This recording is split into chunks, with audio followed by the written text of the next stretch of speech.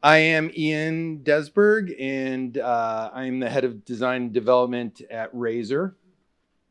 And I just want to take a second to thank everyone at KeyShot for not only having us here, but partnering over the past couple of years on projects that have been really, truly fun and inspirational. And so we appreciate that, Melissa and Arlene and Derek. We love being here. And, this definitely feels like a family after listening to what the speakers have said. And I have part of my team sitting here, and I feel like we're all speaking and saying the same things and having the same dialogue in our own businesses. But so that feels great. And so I came to Razer and started the design department 12 years ago this month, actually. And of course, we've done the same thing as many of you have over the course of those 12 years or so. We've been leveraging our CAD design, our production CAD design more and more across departments. And, it's starting to squeeze its way into marketing and sales presentations and all of that. And that sounds all familiar to many of you, I'm sure. But it wasn't until we hired this next guy that's going to come up and speak to you that truly unlocked our visual rendering and communication abilities and really showed us what was possible. And so I'm not the guy that you came to see today. I'm going to introduce one of my team members, Derick Moreno, who's really going to knock your socks off because his feet is on the ground. And he's, I don't know, do they still say power user? But Derick's going to show you some really great stuff that even when we were prepping for the meeting, he showed us some stuff that we didn't even realize was going on in the background. So he's going to show you that today. So Derick Moreno, thanks for having us.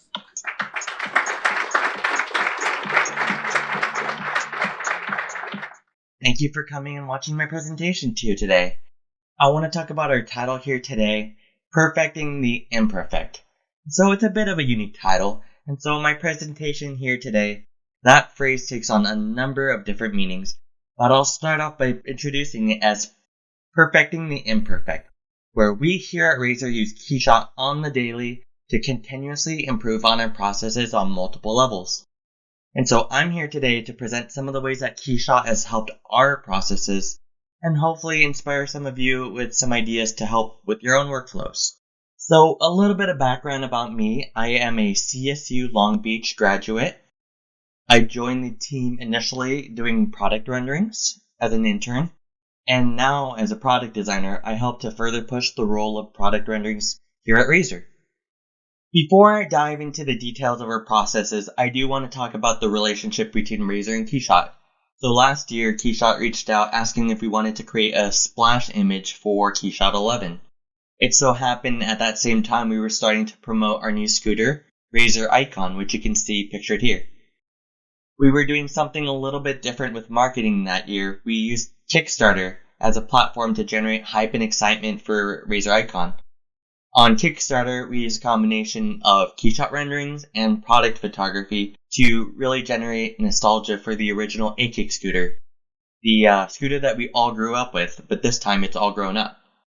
With our own excitement about Icon, when KeyShot asked us to generate a splash image, it was pretty obvious we had to use Icon as our top choice.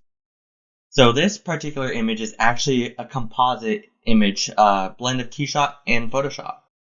I think what makes it really believable and come to life is you can see those reflections in the puddles show the same lights as in the background. They match up perfectly. In fact, we liked the image that we created for KeyShot so much that we ended up formatting it for our own packaging art. So if you go into a major retailer today to pick up a Razer Icon, this is exactly the package you would get. This year, KeyShot asked us for another splash image. This product is really exciting because this is brand new, hasn't been released yet, and you guys are some of the first to see this before it releases. This is Ground Force Elite. This is one of Razor's most powerful electric go-karts for kids. By using KeyShot, we made a ton of variations on possible splash images we could provide. Expanding it here, we can see some of the variations we tried were differences in asphalt texture. We added skid lines, we added a go-kart barrier, and we actually had a different variation where we tried a garage type environment, which also changes as well with the ground textures. A lot of these great ground textures come in from a texture source that I like to use a lot, polygon.com. And of course, you have to take these textures and adjust them for contrast and specular maps and roughness and bumps just to get a really realistic output. And so when it comes to those little details, it's important to remember that reality is imperfect. And so in a way, imperfection is perfection. Perfecting the imperfect takes on a whole new meaning when it comes to product rendering. So you can see exactly what I mean when it comes to being too perfect. When you see a side-by-side comparison of a raw CAD file, which you can see on the left there, and on the right, a more refined image. And so this is still Ground Force Elite from earlier. The left is an okay rendering. Depending on usage, it might be fine as is. But if you compare it to the right image, we start to have more contrast in lighting. You have some real-world reflections going on. You have some blues in the sky. And if you look closely, you can see how this thing was put together. You have some welds. So diving into the material graph here, we can see some small randomized texture in the paint, which really helps to break up the reflections. This material is really cool, this particular material. There's a metal layer, which is the base layer, and then there's a paint layer, which is actually a label. And so you don't really see that metal layer except on the edges. So with curvature, where it gets really sharp, some of that metal layer is showing through. And also, you can see some of that metal layer showing through with the scratches. And I definitely want to talk about this welding texture here, because so many of our products have welding. I thought it was really important that we include them in our renderings if we really truly wanted to replace product photography. And so it was such a cool breakthrough for us because we realized by putting it in, it just made it so much harder to tell the difference between a rendering and photography. This is done with displacement maps, and displacement maps are really cool because unlike bump maps, which simulate shadow, displacement actually physically extrudes surfaces. And so by modeling and embracing these imperfections, you can create an image that really does look realistic. So imperfections are really what bring product renderings to life. To illustrate that, I want to introduce here, this is Dash. Dash is a freewheeling and electric assist balance bike, which is really perfect for younger children to learn how to balance and handle a two-wheeler. Zooming in here, you can see that there's 3 overarching details that really help to make your renderings more believable. Differences in roughness. You can see here on the outside of the tire, it's slightly rougher than the inside of that tire. Textures. Adding textures and variations in surfaces. You can see the injection molded plastic there. We have some tire texture going on. And of course, threading and screws. And we can't forget manufacturing processes. If you really want to replace photography, you have to remember that each part had to be manufactured somehow. In this case, you can see those little rubber hairs called vent spews, and those are a byproduct of tire manufacturing. And so it's always really good to look at references of anything that you're recreating. To illustrate those details, those 3 details all at once, here's a before image before taking those into account. This is raw CAD, which you can see there's some surface issues going on. We have some missing screws. We have missing manufacturing methods like welding. So you can go from this to something like this. So by referencing real life images, we can make amazingly detailed renderings. I'm going to zoom in here to really see what's going on. You can see here that I'm feeding a displacement map here as well to make that stitching and the fabric edges pop out. I'm feeding that stitching map as a label to get a different color from the material so you can see those white stitches popping out. When you add up all those little imperfections, you can create a much more perfect outcome because it's believable. The goal with product rendering becomes making it so hard to tell if things are virtual or real that the average person doesn't even question if the image is a rendering in the first place. So another way that KeyShot helps with perfecting the design process here at Razer is helping us quickly generate design concepts. I worked quite a bit on the decals for Ground Force Elite here. A lot of the artwork was inspired by SEMA, which is a car show, and I personally had a lot of inspiration from playing a lot of Forza at the time. I made many iterations in Illustrator. I want you to notice here that I'm using the exact same mask, illustrated in red, as the artwork changes. So I'm going to go ahead and apply that. As long as I duplicate the material using multi-material, I can keep replacing the artwork each time without having to remap each iteration because the map is staying the exact same. This is a huge advantage over mapping every single graphic individually. You can see there's maybe 7 individual graphics there. And so by streamlining the mapping process, I could be more focused on the design of the actual decals. After deciding on what designs were most effective, we translated those from KeyShot to real life. We took a blank sample, we printed out the graphics, or we also used a vinyl cutter, and applied those graphics to really understand it placed in the real world. And so by physically applying it, we had more of an understanding of how we needed to adjust the die lines. But I do believe, truly, if it wasn't so easy to replace those labels in KeyShot, we probably wouldn't have come up with this exact same solution. And while decal application is certainly part of one of our processes, we sometimes have to communicate with our China team more abstract ideas. KeyShot has been instrumental in communicating our specifications clearly. And here's a real life example of that. This is Hovertrax X-Ray, and this was a pretty big turning point for Razer as we started putting in a lot of LEDs into our products. Here are 2 videos of X-Ray side by side. One is an animation from KeyShot and the other is a real life sample. We use this to communicate with our China team exactly what we were looking for. Everything from the clarity of the plastic to how much the lights diffuse, how milky that plastic was. So you can see this as an older sample where it really didn't diffuse too well. Things like the lights and the animation, we had a full rainbow animation going from the center of the Hovertrax to the outside, including that Razer logo hub. So as you can see, these 2 videos really do resemble each other. The left being KeyShot and the right being the actual prototype. By using KeyShot, we were able to use it as a communication tool, and we were able to achieve something very close to what we were looking for. Now, without KeyShot, the LED lighting would be pretty hard to communicate. Previously, we'd have to go to the store to go get some LEDs from a product and, take them out and put those LEDs into our sample, which would take a lot of time to mock up, let alone finding the perfect LEDs that had the exact lighting pattern and the exact the speed that we wanted it to go. Of course, we could prototype it with microcontrollers such as Arduino, but it was just so much easier to create a representation in KeyShot.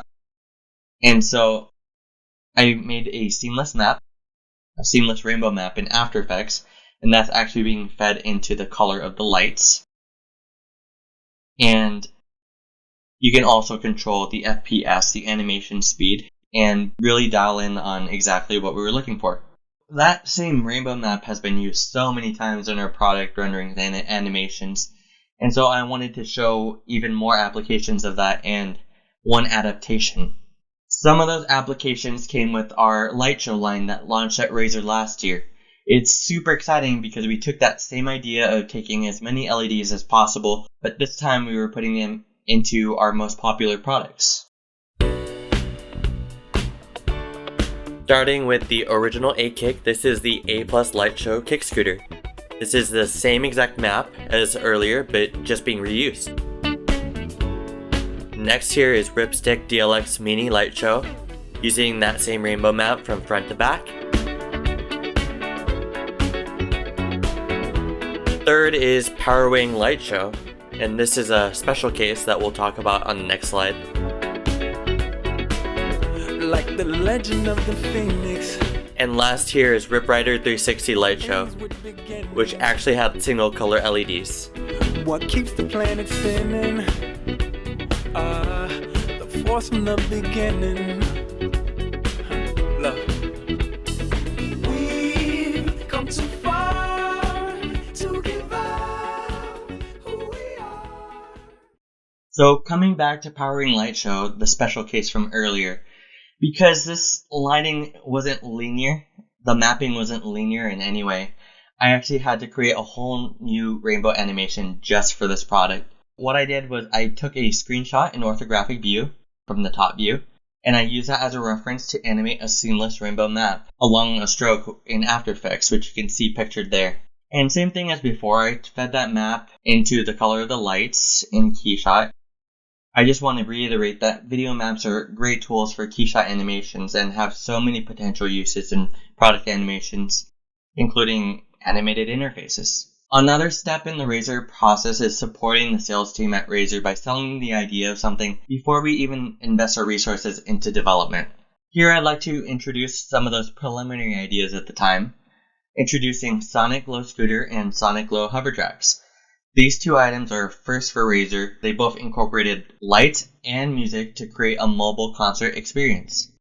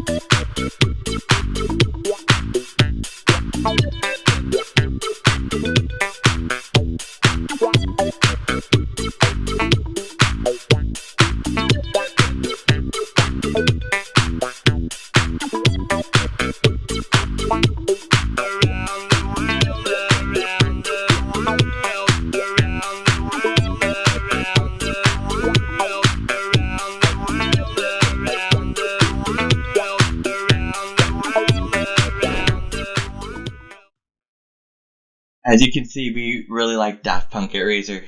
And so I remember this being a challenge when I was first being approached with the idea of getting lights to look like they're bouncing at music, how I would even achieve this in the first place. So after racking my brain and really thinking about it, I figured that I would need some sort of audio visualizer, which I would be feeding into the value of the lights to turn them on and off. And so I did exactly that. I used Adobe Audition to Around the World to create extreme bass and trebles, so to create a lot of contrast in the music, and I used that edited version, put that into Adobe After Effects to create a visual map, where white was the point where the music was most loud and black where it was most quiet. I fed that visual map into KeyShot under the value of the lights themselves. Essentially, white shows the lights and black hides the lights. So that visual map, along with the music edited in back in Premiere, is giving the illusion that the lights are really bouncing to the beat of music. This was an incredibly effective tool for our sales team to promote this idea, and it gave us a green light to pursue these products. Now I'm going to discuss how KeyShot has helped another part of our product development process, animations used for more technical situations, such as internal patents. This is an animation you're seeing here from SOLIDWORKS. This is animating our new midriff technology. This was created using SOLIDWORKS because I needed a motor animation, aka the pedaling motion. I took that file and I put it into KeyShot, and within KeyShot I did a exploded view animation to really give you a view of what's going on inside the plastics. Because this was so descriptive, this KeyShot animation was actually used for patent application. 2D drawings are much more difficult for lawyers to understand, so by creating a 3D animation, we facilitated comprehension of the intellectual property that we were trying to protect. Now that was for internal use, but how about external use? We use KeyShot animations for things like customer-facing communication. And so what does that look like? Promoting a product. Going back to last year's splash image with Icon from earlier in the presentation, the goal was really to generate nostalgia for the original A-Kick scooter, but all grown up.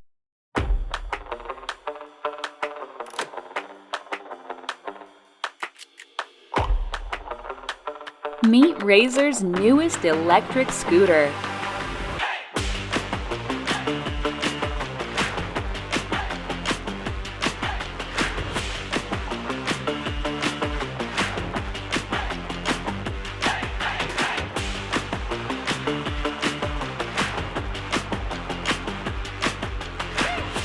the all-new Razor icon, the original reimagined.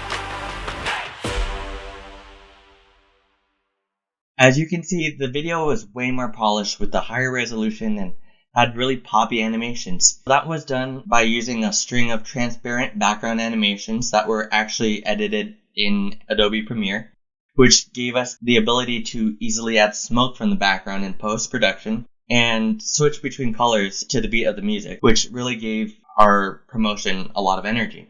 Another form of customer-facing communication, KeyShot has improved the way that we actually handle packaging art. Previously, Razor used to rely heavily on studio photography. Nowadays, if you go to your nearest major retailer, you'd find that most of our packages have transitioned to realistic renderings. And so reason one why we switched to product renderings is consistency. And so to illustrate that, I want to introduce here, this is Rolly DLX, the ultimate ride for first-time riders. It's great for little kids to learn how to balance and coordinate. Rolly DLX came in 4 different colors, which means 4 different boxes. One of my favorite features in KeyShot for consistency is studios. So by using studios, you can link up your camera to your environment, to your image settings, and even lighting settings, and link them up all in one place. And because everything is linked up, I can easily switch studios here, each with their different linked components, and they'll stay consistent each and every time.